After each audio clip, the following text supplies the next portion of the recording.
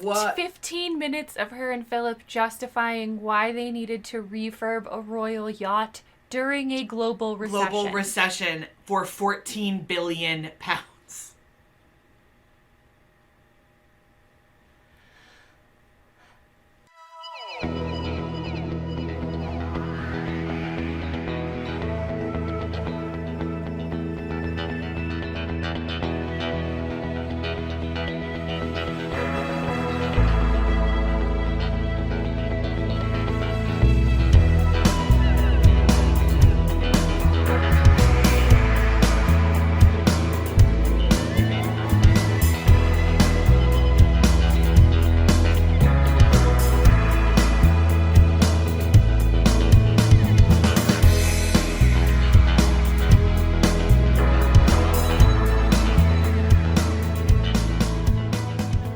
Hey everybody! We're back. We're the Good Doctors of Abbey Research. I'm Dr. Erin. Dr. Kristen. We are so very happy that you have joined us in our tiny little corner of the internet for season 5 of The Crown, y'all. How have we survived this long? You guys, you know us. Friends, welcome. Come on in. Pull up a chair. You know we have so many thoughts and feelings about this property of television. And at this point, as we're recording, we've seen the first 3 episodes, and whoa, so many thoughts and feelings to share with y'all. But before we get into episode 1, Queen Victoria Syndrome, we have a few announcements to make. If you saw our Crown announcement on our YouTube channel about the delay, we apologize and we welcome you.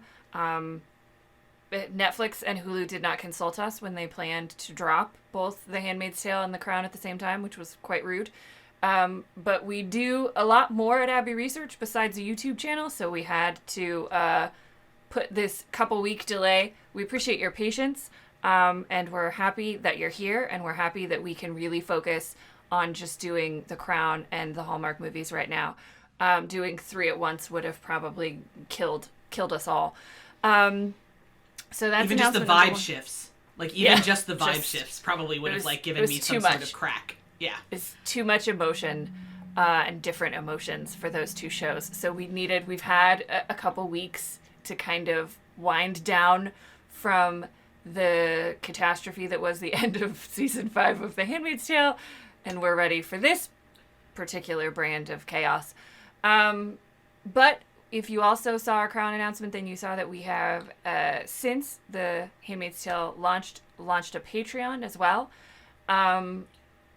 We're already outdated in terms of what was in that video announcement in terms of describing what we have on our Patreon, but that's good news for all of you. So originally we had planned to do a separate tier for each kind of property that we covered. But then we realized, we have people that just love us because we're awesome, and they cross over and they love The Crown and The Handmaid's Tale, or they might love The Handmaid's Tale and The Dropout, or other things that we might cover in the future. And we didn't want to restrict access to our stuff. We wanted to make it as accessible and as inclusive as possible. So heretofore, going forward, we now have 3 tiers that are just all about access and vibes and bonuses, really. Yep. So tier numero uno is the pub tier.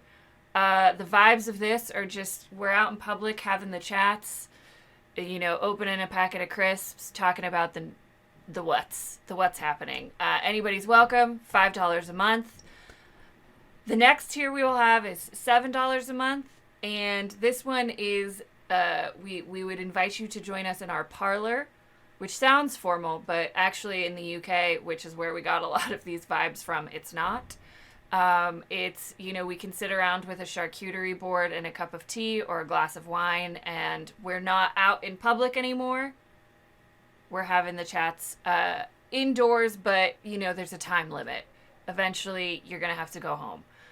If you don't want to go home at all, we invite you to our porch tier, which is $10 a month, where we will have all the long and winding conversations. What do these tiers mean? Pub tier, $5 a month. You get access to all our Patreon stuff. in perpetuity. You find us, hello from the future, and you just now watched The Handmaid's Tale Season 5 and you want our Mayday moments, come on over. We'd love to have you down the pub. At the parlor, you get early access to YouTube videos and content and other fun bonuses. Maybe we'll do quizzes, maybe we'll do surveys, I don't know. We've only scratched the surface of the depths of Patreon, so... And those early access videos will be ad-free if that is something that people are into and they want to skip the ads on YouTube.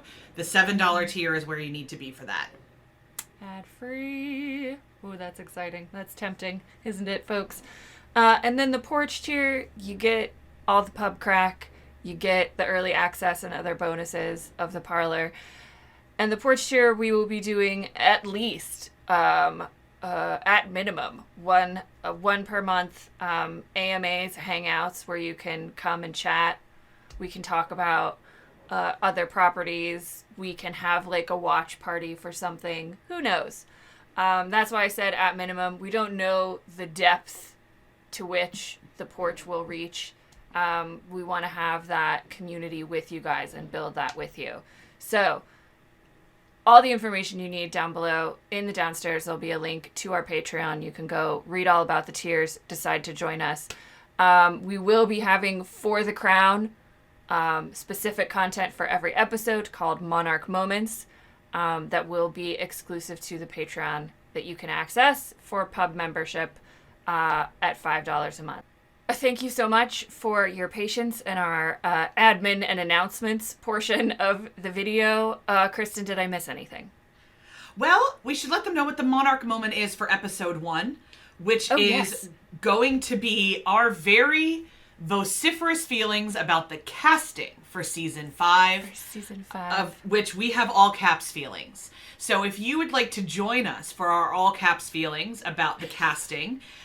join us in the pub, and we'll see you there. Other than that, no, let's talk about Queen Victoria syndrome. Why don't we? Okay. Let's. Hilariously, my first note is the year that this happened, that this episode took place in, which we don't find out until like 35, 40 minutes in. Thanks for setting the stage. I mean, I could tell it was late 80s, early 90s based on fashion, but whoever knows? What do years matter? Who needs context? But we do get the headline of the Sunday Times article with the aforementioned description of Queen Victoria syndrome in it that says this is happening in 1991. So that let us set the stage. Really, this episode is... laying the groundwork for the 90s and the royal family, i.e. Conversations of whether the royal family is outdated, out of touch, too old, still necessary, and then also loads of marriage drama.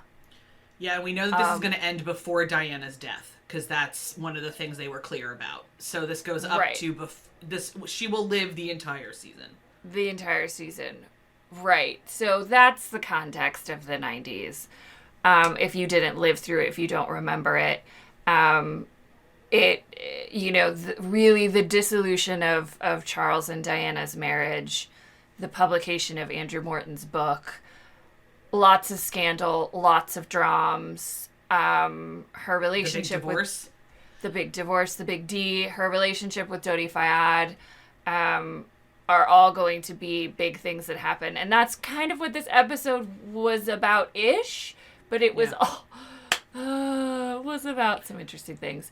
So we have 2 yacht trips that happen in this episode. One is the Queen's annual Scottish Isles trip to Balmoral on the Britannia, which we found out was like the first royal home that she ever felt was hers, because all her other homes she had inherited. And was I supposed to feel sorry for her when she said that? So much of this episode was me writing down, I'm really sorry. Are you supposed to be relatable, or am I supposed to enjoy spending time with you anymore? Like, what is... 15 minutes of her and Philip justifying why they needed to refurb a royal yacht During a global recession. Global recession for 14 billion pounds.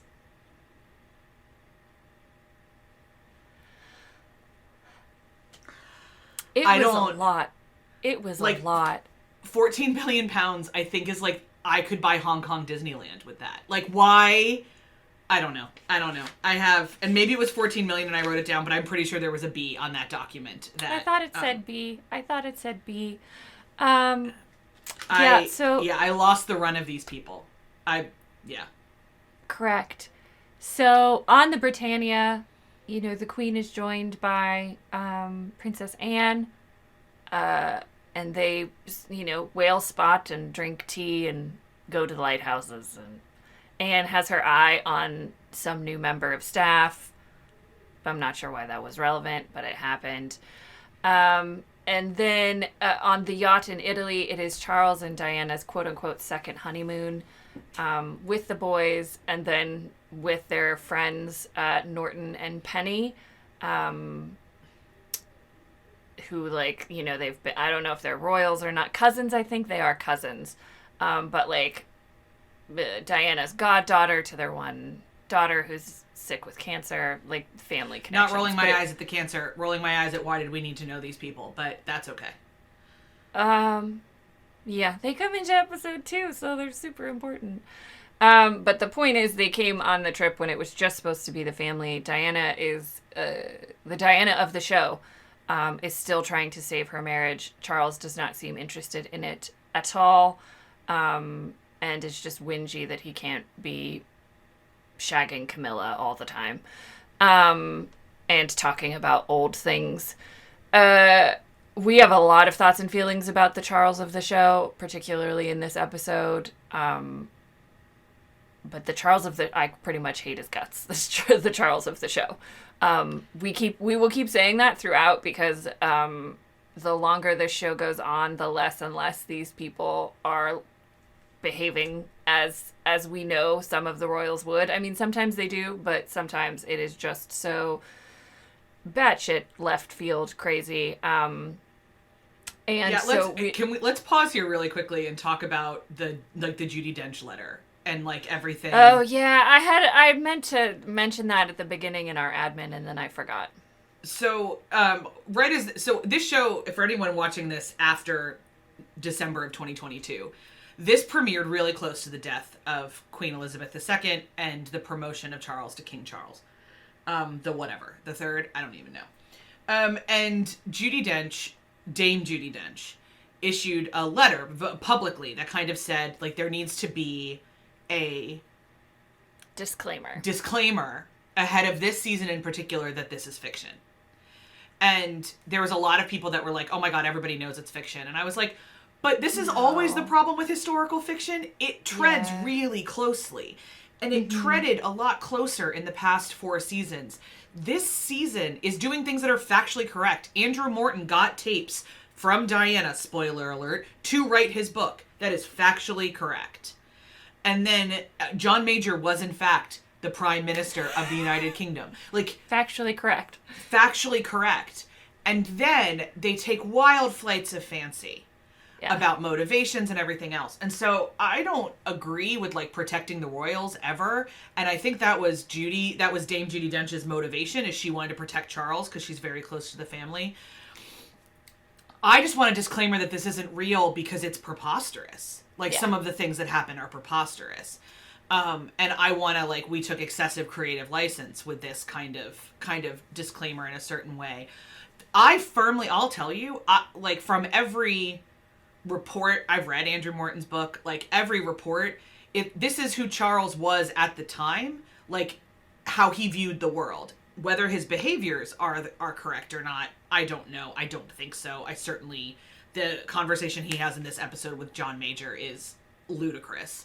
It's nonsense. And Major has come out publicly and said this never happened. Never happened.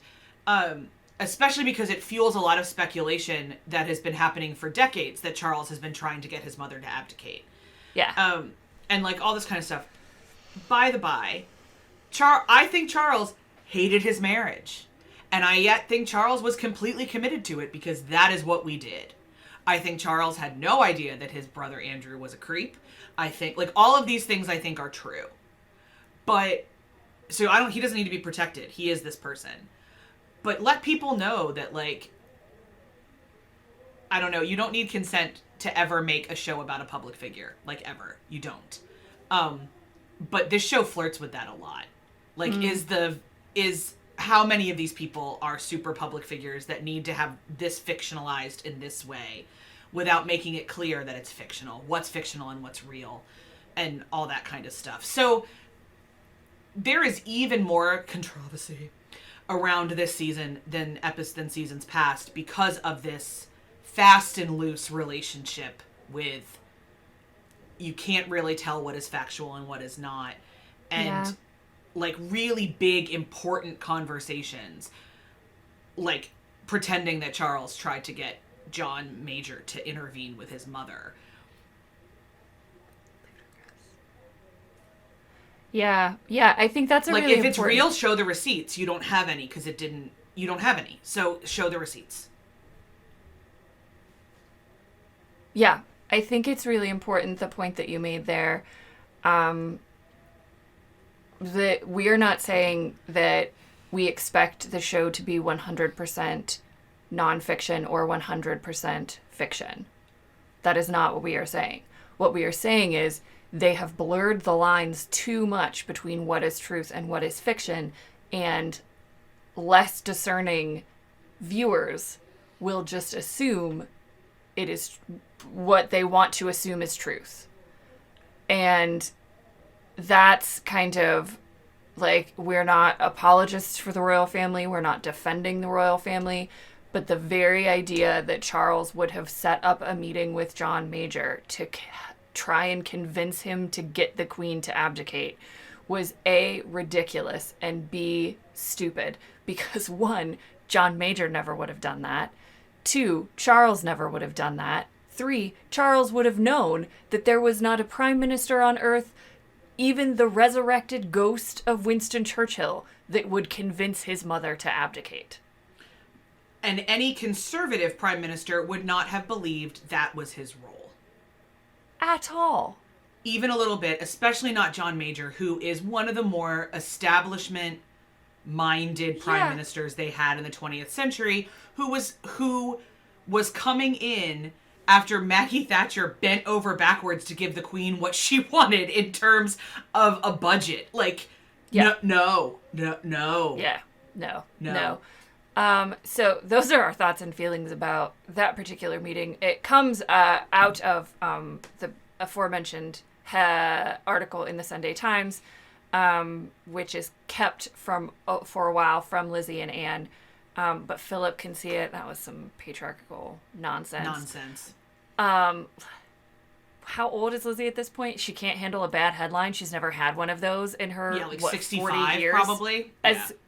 She's been queen for 40 years already. She can't handle a bad headline. Like, are you kidding me? No, this was not the Lizzie you showed me at all. So thank you, all these men, for protecting her from an article that she was like, oh, okay. Oh, my son doesn't particularly like me? This is shocking to her? Like, shocking. But that's where we get the title of the episode, which references Queen Victoria Syndrome, which is apparently something where, like, aging monarchs don't step down, even though they're outdated and unpopular, whatever, because that's what Victoria did. And then we all get this, like, we're all going to do a dance with John Major to try and to play the prime minister, which was just like... I just did not buy that conceit at all. I was tired of it. I was tired of everyone, like, using John Major as their therapist. Yep. That got really old. It was ridiculous. So, we have Charles and his stupid meeting with Major, and then Major heads up to Balmoral for the Gillies Ball. So Lizzie meets with Major and is like, I see these comparisons as a compliment, and then baldly asks him for $14 billion for the Britannia.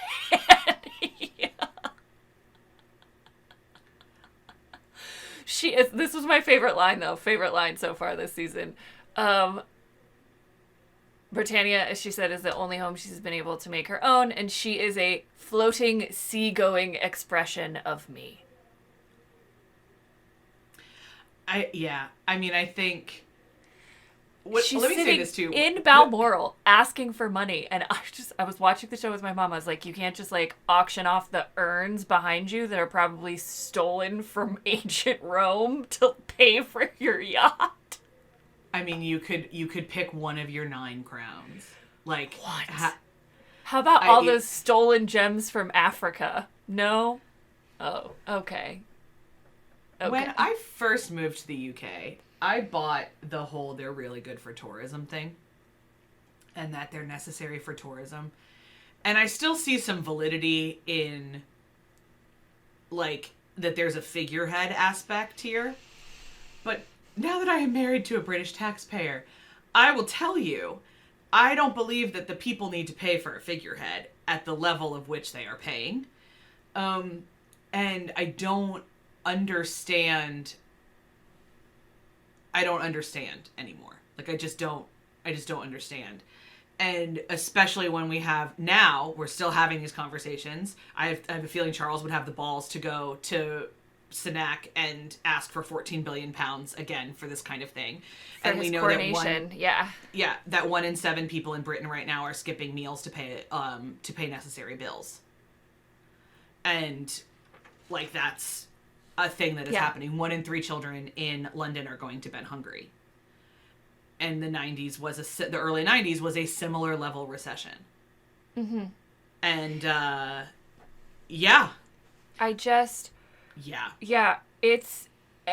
it's so funny we talk about this because obviously we lived in the UK for 5 years. We have a long relationship now with the British Isles and Ireland and all of that. We have lots of friends there. You have family there. We have family there. And I was never like an abolitionist of the monarchy until I think Peter Morgan made this show. This show made me this show made me an anti-royalist. An anti-royalist. It did, because it forced me to think about a lot of these things and to sit with it, and a lot more time than I had spent sitting with a lot of these issues.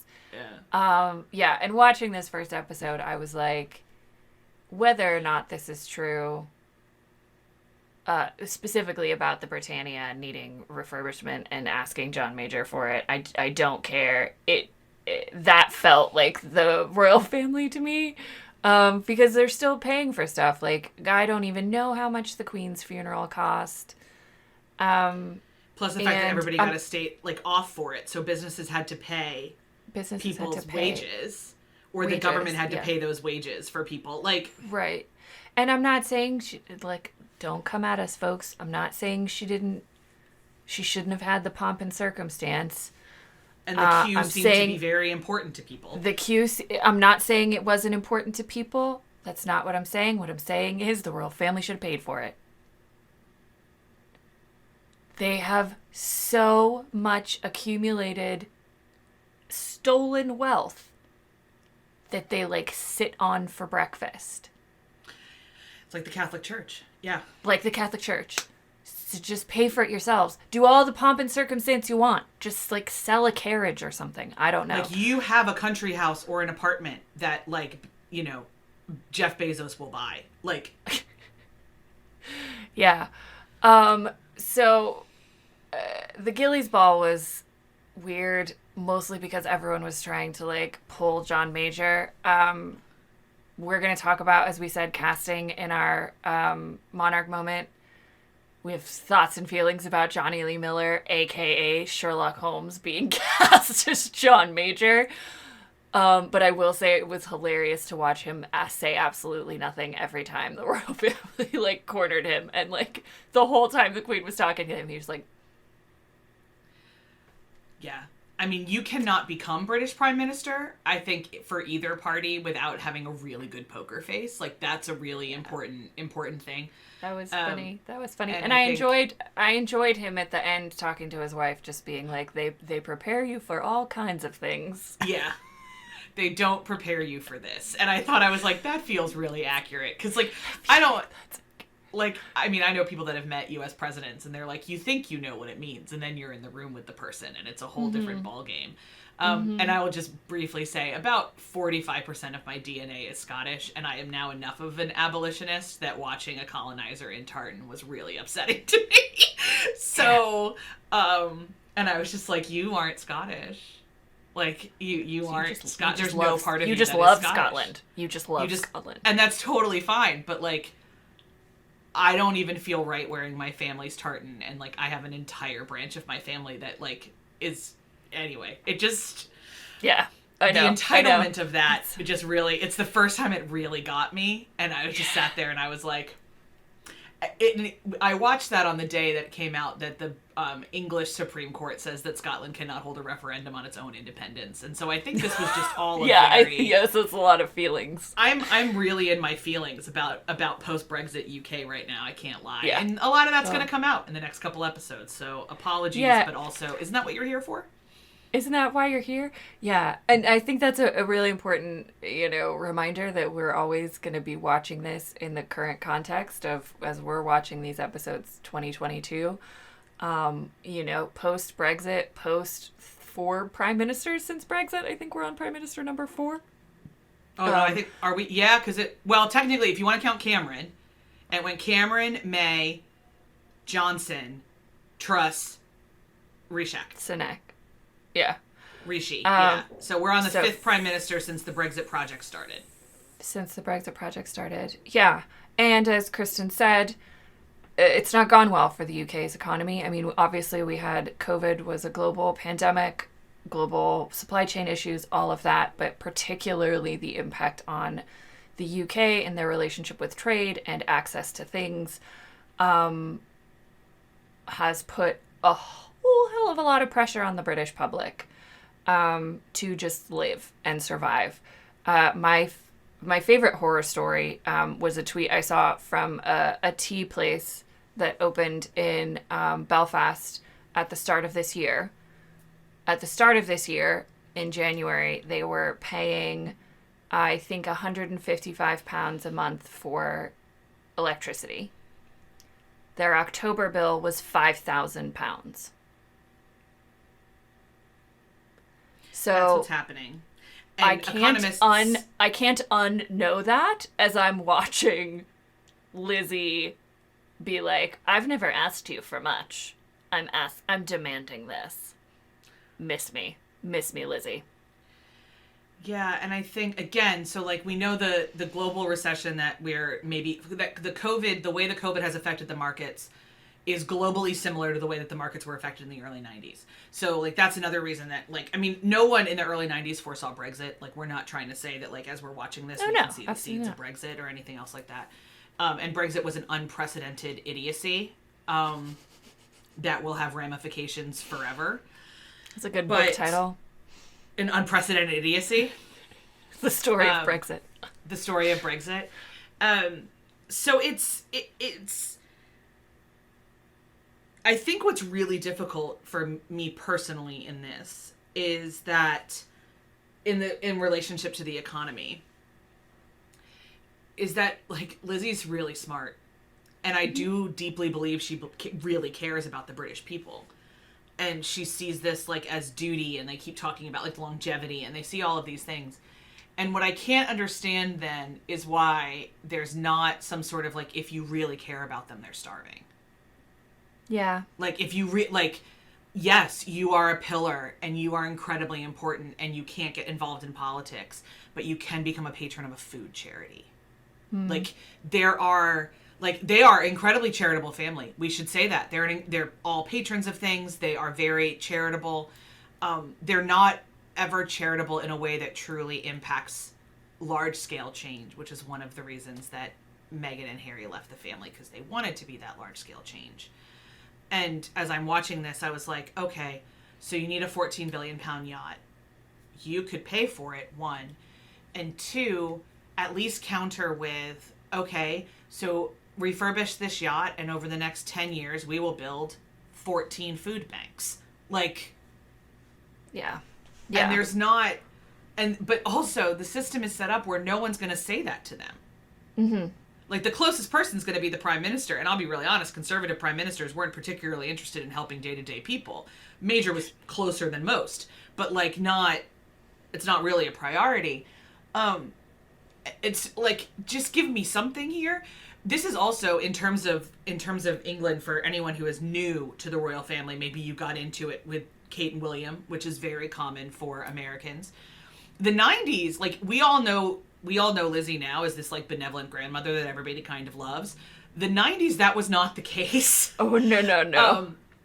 Especially after Diana's death. And maybe, I'm going to speak this out in the universe. I think one of our Patreon bonuses for this, maybe for the porch tier, will be that we can watch Peter Morgan's movie, The Queen, and talk about that one. Because that picks up right after Diana's death and stars Helen Mirren and Michael Sheen.